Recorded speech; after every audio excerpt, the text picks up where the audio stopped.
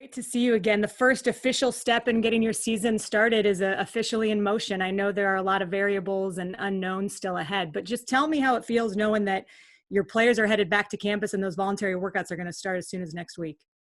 Yeah, it's an exciting time. I mean, it's been a long time since we've been around our players, and they've been around each other. You know, they've been home uh, for the most part, and so you can sense the excitement in their voices. That's been the question really since the first week: is when do we get to come back? And so there's a level of excitement. There's also a really in-depth protocol that a lot of our people and have put in place to make sure everybody's safe and we're doing this the right way. But I know our guys are excited to get back, and so are we as coaches when they allow us.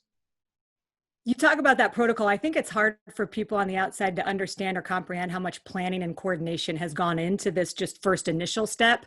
So could you just shed some light on what that process has looked like, at least from where you sit as head coach?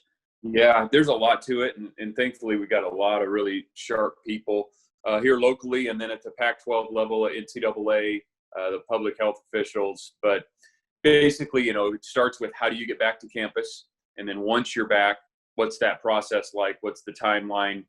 How do we scale it? Because it's a big team. There's a lot of people involved, so it's a number of different tests. It's a 7-day quarantine. There's temperature tests. There's how do you get in and out of the building. The groups of 10, kind of the cohorts of 10 that the guys will be working out in. So there's just a lot. How do you feed them? So all those things come into it. Where are they sleeping? And again, there's going to be responsibility on all of our parts to kind of follow the instructions. And then again, there's these measures that are meant to keep as best we can. You mentioned the Pac-12 and working with them. You've worked in the SEC, Big Ten, Group of Five. How unique has this conference been in their leadership approach to the issue going on right now? Yeah, I think they've done a great job. Again, a lot of sharp people. And as soon as this happened, when we look back to whatever was March 8th or mid-March, I guess, the discussion started then on what is this going to look like? What are the models to return to play? And there was just a ton of discussion going on. There's a lot of high-level thinkers, doctors who were involved and much more capable than I, and what does it really look like? And so we're fortunate to have some good people working on it. And then, like I said, locally here at our level, our administration, our AD and chancellor, really being thoughtful about all of it, and listening to people who have a lot of good information, and then instructing us on how we're going to go about it. Justin, in terms of leadership, you've always been really intentional about how you've approached that part of your role as a head football coach. I think about, your book clubs as an example, and some of the off-season stuff you do around life lessons. How have you approached and led the conversations with your players around, the issues of racism and social justice that are at the forefront of everybody's mind the last few weeks? Yeah, there's been a lot of listening, to be honest with you. We're having a lot of talks with our players in smaller group settings, whether it's position specific, and then we have kind of a leadership team council that we're talking through a lot of these tough conversations, and to hear them and the emotions. It's been painful, certainly, and we've started to implement some ideas on how we're gonna take action. And we've got a lot of guys on our team who spend a lot of time talking to and just hearing them. And my role is to help guide us in terms of some actionable items. So we're talking about that weekly, and the discussions won't stop. I mean, we're going to discuss it when we get back together as a team, and then we'll have some things moving forward as a team that we can do to maybe lay a blueprint for improving things. You mentioned some of those actionable items, and obviously voting and being educated around voting issues is a big part of this. NCAA recently came out encouraging that athletes should have the day off on election day from sports. What conversations have you had in terms of voting and what election day might look like at Cal in your program? Yeah, the first thing is got to get registered. Everybody's got to get registered to vote. So we're talking about how we can help facilitate that. It's not always easy when you might be from out of state and a younger guy who hasn't registered yet. So getting them registered to vote, getting them information on the issues and the people that are involved in the election process, and then structuring it so we can get out and vote. I mean, and that's something that's meaningful and something we're going to take part in. And we're planning it now as a department and as a team on how we're going to go about that.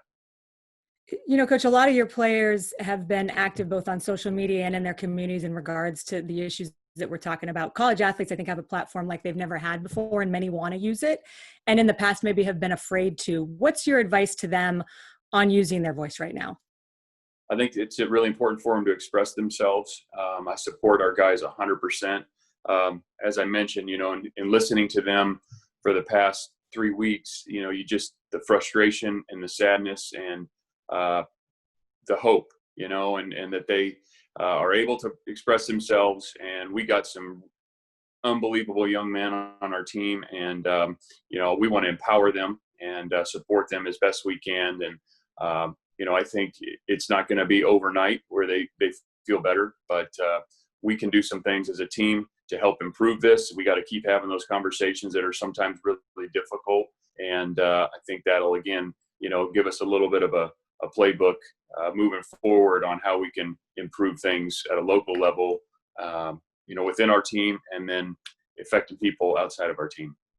You do have some incredible young men on your team. We talked to Cam Bynum yesterday. I know that he's been really involved. He was out helping clean up local businesses that were looted in Long Beach with Elijah Hicks. And I think about all the guys that you have that you are leading right now. What's been inspiring to you about the conversations that you've had with them and watching them sort of come together at this time? Just their, kind of their experiences, and listening to them and hear them explaining it, and then how they want to impact other people in a positive way. And that's just so humbling to be around guys like that. And you said it, Cam Bynum, Elijah Hicks, Marcel Dancy. I mean, I could go on and on, Coin Dang, and a lot of guys who are doing things that are and using their platform to do good things, and couldn't be more proud of them. And we want to continue to support those guys and the rest of the guys. And I think people like that can have a massive impact on our society, and that's what we're really proud of, aside from all their football talents. Well, you mentioned football, and I think we spend so much time talking about will there or won't be football, what's it going to look like? And I just love to ask you about your team right now. I know you had some coaching changes. I know you have a lot of guys back that you're excited about, but what excites you the most when you look at the group that you have for whatever the 2020 season ends up looking like? What excites you most about the group you have? Well, first off, the makeup of the team. We got a really good group of guys. Like their work ethic in the winter workouts. I mean, the chemistry and the work ethic in the weight room was incredible.